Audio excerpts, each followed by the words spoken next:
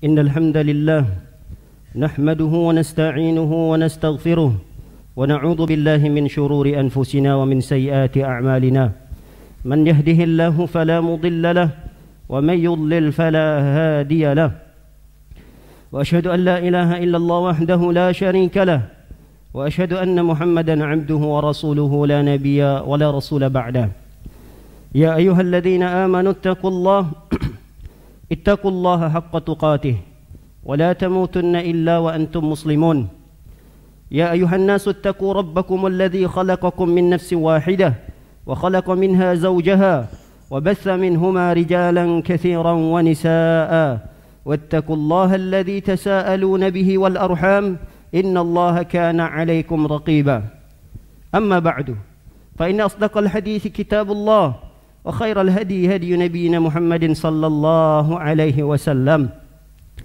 وشر الأمور محدثاتها فإن كل محدثة بدعة وكل بدعة ضلالة وكل ضلالة في النار. Ma'asyiral muslimin, jamaah salat Jumat yang semoga selalu dalam lindungan dan penjagaan Allah Subhanahu wa taala. Marilah di hari yang baik ini kita sama-sama meningkatkan ketakwaan kita kepada Allah Subhanahu wa taala dengan sebenar-benarnya takwa, yaitu menjalankan segala perintah Allah dan meninggalkan segala bentuk larangannya. Ma'asyiral muslimin, jamaah salat Jumat yang berbahagia, bekerja dengan profesi apapun yang penting halal adalah merupakan nikmat yang terbesar yang wajib untuk kita syukuri. Karena dengannya kita bisa menghidupkan diri kita dan menghidupkan keluarga kita. Dengan bekerja merupakan izzah bagi laki-laki, kehormatan dan kemuliaan bagi laki-laki. Oleh karena itu Allah Subhanahu wa taala memerintahkan kita untuk bekerja. Bahkan setelah selesai kita menunaikan salat Jumat, Allah perintahkan kita untuk bertebaran di atas muka bumi ini. Allah berfirman dalam surah Jumu'ah ayat yang ke-10, kata Allah Subhanahu wa taala, "Fa idza qudiyatis salatu fantashiru fil ard wabtaghu min fadlillahi wadhkurullaha katsiran la'allakum tuflihun." Kata Allah, apabila kalian telah selesai menunaikan ibadah salat Jumat, apakah perintah Allah mengatakan tetap duduk di masjid, lanjutkan zikir, lanjutkan ibadah-ibadah yang lain? Tidak. Kata Allah, fantashiru fil ard, bertebaranlah kalian di muka bumi. Ngapain? Wabtaghu min fadlillah, cari karunia Allah. Artinya bekerja. Tapi jangan lupa wadhkurullaha katsiran la'allakum tuflihun. Jangan sampai pekerjaan kalian itu melalaikan kalian dari berzikir kepada Allah Subhanahu wa taala. Karena orang yang bekerja namun dia tetap berzikir kepada Allah, inilah orang-orang yang tuflihun, yang mereka mendapatkan kemenangan. Begitu juga Allah Subhanahu wa taala memuji dalam surah Nur ayat yang ke-37 orang-orang yang bekerja. Yang dipuji oleh Allah dalam ayat ini adalah orang-orang yang bekerja, bukan hanya orang-orang yang salat, bukan hanya orang-orang yang berpuasa, tapi dalam ayat ini khusus pujian Allah Subhanahu wa taala untuk mereka-mereka yang terus berjuang dan bekerja.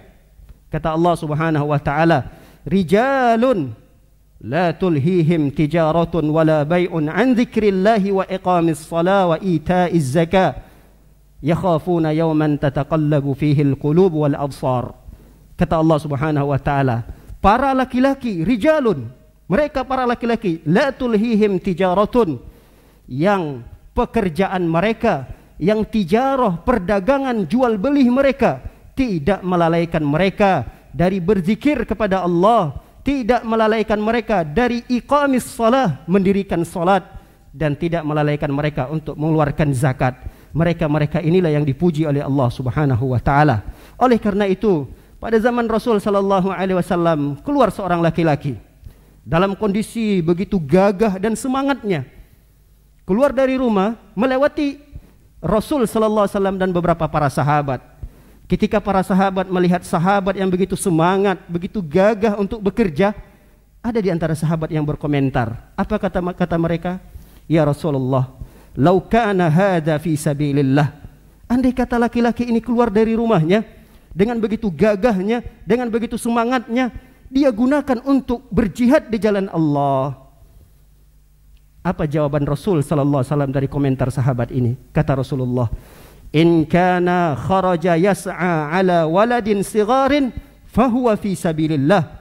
Wa in kana kharaja yas'a ala abawayhi syaykhaini kabiraini fahuwa fi sabilillah. Wa in kana kharaja yas'a ala nafsihi ya'uffuha fahuwa fi sabilillah."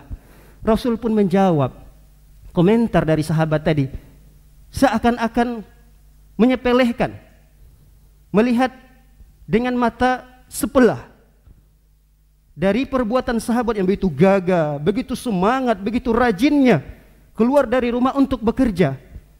Lalu Rasul sallallahu alaihi wasallam mengatakan, sesungguhnya apabila laki-laki itu keluar dari rumahnya untuk bekerja, tujuannya adalah untuk menafkahi anak-anaknya yang masih kecil, maka dia sedang berjihad di jalan Allah. Andai kata laki-laki tersebut keluar dari rumah, dia belum punya anak, tapi dia punya kedua orang tua yang harus dia nafkahi, maka dia sedang berada di jalan Allah. Andai kata dia tidak punya anak, dia belum punya anak, atau kedua orang tuanya tidak dibawa nafkahnya, berarti dia bekerja untuk dirinya sendiri agar dia tidak meminta-minta kepada manusia, maka sesungguhnya dia sedang berada di jalan Allah Subhanahu wa taala. Begitulah Islam melihat bahwa umatnya dianjurkan, Islam memerintahkan penganutnya untuk tetap bekerja dan tidak bermalas-malasan, dan sangat dicelah bagi umat ini untuk menjadi pengangguran. Para hadirin jamaah salat yang dimuliakan oleh Allah Subhanahu wa taala. Oleh karena itu dalam Islam tentu ada beberapa adab-adab bagi para pegawai, para pekerja yang hendaknya diperhatikan tatkala bekerja. Adab yang pertama, tingkatkan ketakwaan kita kepada Allah Subhanahu wa taala. Karena sejatinya rizki yang diberikan oleh Allah bukan karena pekerjaan kita. Rizki yang diberikan oleh Allah bukan karena bos atasan yang telah memberikan kita gaji per bulannya, bukan. Tapi itu adalah Allah Subhanahu wa taala melalui wasilah atau perantara bos tersebut atau perusahaan itu. Oleh karenanya semakin tinggi takwa seseorang, maka akan semakin tinggi pula rizki yang diberikan oleh Allah. Allah Subhanahu wa taala berfirman, "Wa may yattaqillaha yaj'al lahu makhraja wa yarzuqhu min haitsu la yahtasib." Siapa orang yang bertakwa kepada Allah, maka Allah akan berikan jalan keluar dari setiap permasalahannya, dan Allah akan berikan rizki kepadanya dari jalan yang tidak disangka-sangka. Ini yang pertama. Tingkatkan kualitas takwa kita kepada Allah Subhanahu wa taala. Yang kedua, jangan bermalas-malasan dalam bekerja. Semangat. Jangan tunjukkan sikap yang tidak baik di saat bekerja, karena ini adalah perbuatan yang Rasul sallallahu alaihi wasallam berlindung darinya. Perbuatan ini adalah perbuatan tercelah. Sampai-sampai Rasul sallallahu alaihi wasallam berdoa, "Allahumma inni a'udzubika minal hammi wal hazan wal ajzi wal kasal wal jubni wal bukhul wa min ghalabatid dain wa qahrir rijal." Kata Rasul sallallahu alaihi wasallam, selalu berlindung dari sifat kemalasan. Kata Rasul, "Ya Allah, aku berlindung kepadamu ya Allah dari ham, sifat galau, hazan, kesedihan, ajaz, sifat lemah, kasal, sifat malas." Rasul berlindung dari sifat malas. Oleh karenanya seorang pegawai, seorang pekerja, dia tidak boleh bermalas-malasan dalam menunaikan tanggung jawab pekerjaan yang telah dibebankan kepadanya. Adab yang ketiga yang hendaknya diperhatikan adalah profesional dalam bekerja. Tekun, giat, kalau bisa berusaha untuk menguasai pekerjaan yang dibebankan kepadanya. Inilah profesional. Allah Subhanahu wa taala mencintai orang tersebut. Rasul sallallahu alaihi wasallam bersabda, "Innallaha yuhibbu idza amila ahadukum amalan an yutqinahu." Kata Rasul sallallahu alaihi wasallam, sesungguhnya Allah mencintai apabila seseorang bekerja dan dia profesional dalam pekerjaannya tersebut. Ini adalah orang yang dicintai oleh Allah Subhanahu wa taala. Adab yang keempat, apabila kita diberikan amanah untuk mengurusi banyak orang, maka permudah urusan orang-orang tersebut. Jangan dipersulit. Karena Rasul sallallahu alaihi wasallam berdoa kepada Allah Subhanahu wa taala dengan doa yang sangat bagus sekali. Allahumma man waliya min amri ummati syai'an fashaqqa alaihim fashquq alaihi. Kata Allah Subhanahu wa taala, ya Allah, berikanlah kepada orang yang berikan amanah untuk mengurusi urusan umatku, lalu dia mempersulit urusan tersebut, ya Allah, persulit pula urusan orang tersebut. Wa man waliya min amri ummati syai'an farafaqa bihim farfuq alaihi.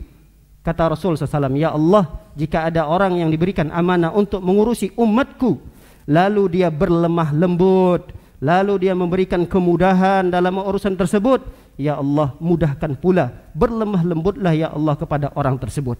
Oleh karena itu, ketika kita diberikan amanah untuk mengurusi banyak orang, maka hendaknya kita tidak mempersulit urusan-urusan mereka.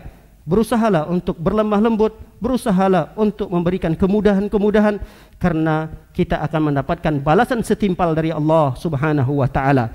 Yang terakhir, adab yang perlu kita perhatikan tatkala kita menjadi pegawai, tatkala kita menjadi pekerja, yaitu amanah. Jangan sekali-kali mengkhianati kepercayaan yang telah diberikan kepada kita, karena ini adalah sifat yang tidak dimiliki oleh orang mukmin.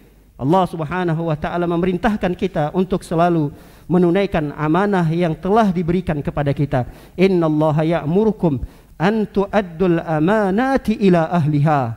Oleh karena itu, termasuk perbuatan khianat adalah ketika seseorang yang sudah ditugaskan dalam pekerjaannya, lalu dia mengambil hadiah dari kliennya. Begitu juga sebagai seorang pegawai negeri misalnya, dia sudah digaji oleh pemerintah dari pekerjaannya itu, dari tugas-tugasnya itu, namun dia tetap mengambil hadiah dari masyarakat, maka ini termasuk perbuatan khianat. Oleh karenanya Rasul sallallahu alaihi wasallam pernah menugaskan seorang sahabat yang bernama Ibnul Lutfiyah.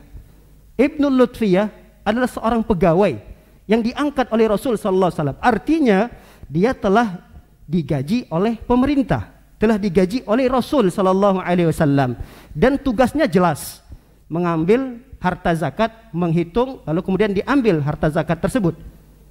Lalu ketika dia pulang menemui Rasul sallallahu alaihi wasallam, ya Rasulullah, ini harta zakatnya, ini untukmu dan ini adalah untukku, hadiah yang diberikan kepadaku.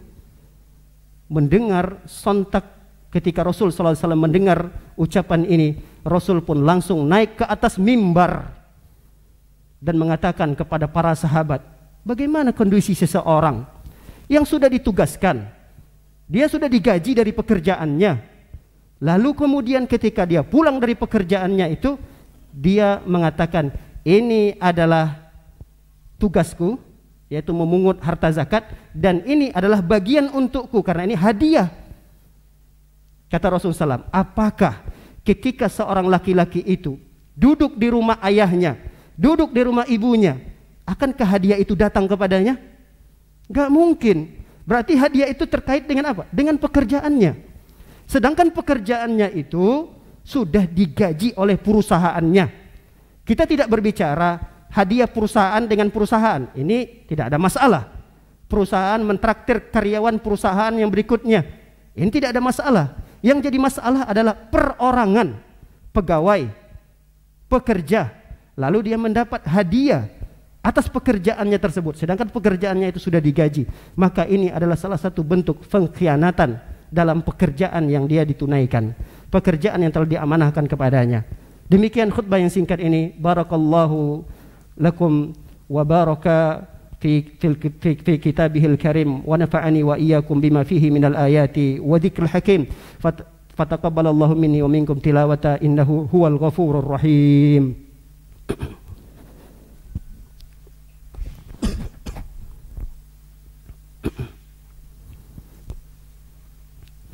Alhamdulillahi ala ihsani wa syukru lahu ala taufiqihi wa amtinani wa asyhadu an la ilaha illallah wahdahu la syarika lah ta'ziman li sya'ni wa asyhadu anna Muhammadan 'abduhu wa rasuluhu ad-da'i ila ridwani wa sallallahu wasallam wa baraka alaihi wa ala alihi wa ashabihi wa ikhwani. Masyiral muslimin jamaah salat Jumat, Di hari Jumat ini kita dianjurkan untuk memperbanyak selawat kepada Nabi kita tercinta Nabi Muhammad sallallahu alaihi wasallam. Innallaha wa malaikatahu yusholluna 'alan nabi ya ayyuhalladzina amanu shallu 'alaihi wa sallimu taslima. Allahumma salli ala Muhammad wa ala ali Muhammad kama sallaita ala Ibrahim wa ala ali Ibrahim innaka Hamidum Majid.